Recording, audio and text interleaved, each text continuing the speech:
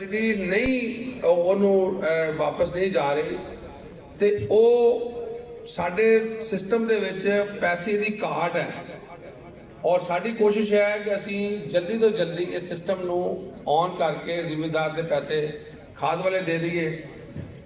बाकी जिहड़ा इस वेले कणक की सबसिडी के बारे काश्तकारां दा कुछ इशूज़ है सी। जिस वेले साडा कणक का प्रोजेक्ट आया तो उस वेले उहदे हाले तक पैसे रिलीज़ नहीं सी होए तक उनका सीजन आ गया।